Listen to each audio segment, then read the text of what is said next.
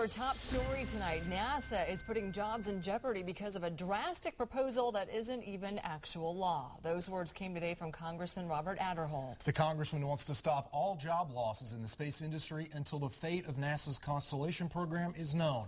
WHNT News 19's Vinny Blandon is working the story for us. He joins us from the newsroom. And Vinny, since February, Congressman Aderholt has fought the president's proposal to cancel the Constellation program. So what's he doing now? Well, Elisa and Carson, that is exactly what he's doing. Right now, he is introducing a bill to keep NASA from laying off people until Congress votes on the budget proposal for 2011. Congressman Robert Aderholt's bill is called the Protecting Human Spaceflight Act of 2010. Its purpose is to direct the NASA administrator to not terminate contracts for the Constellation program, but rather force NASA to use fiscal year 2010 appropriated funds for what it was intended to do.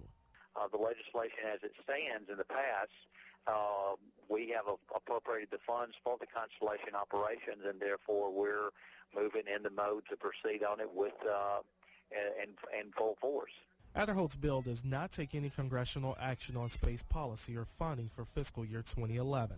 The congressman says the plan put forth by the president's administration is simply that, a plan. He also says NASA should not be assuming that the plan will be approved by Congress and signed into law. NASA is sending the word out that actually they're giving some mixed signals about what's going to proceed, what's going to happen with the Constellation program, and therefore a lot of the money has been withheld from these companies. He calls the mixed signals reasons for layoffs in the space industry. Aderholt says there is support for Constellation from Republicans and Democrats.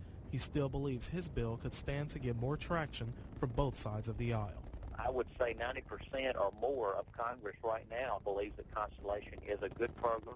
It's a program that Congress should be investing in, and therefore, we don't see a sign of letting up it.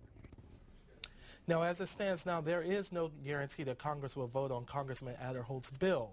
A vote is left up to congressional leadership, but a guarantee does come into play if the congressman gets 218 co-signers on his bill. So far, there are only 14 co-signers. Reporting live in our newsroom, Vincent Bland at WHNT News 19. Thanks, Vinny. President Barack Obama unveiled his national space policy today. The 14-page document details the plan.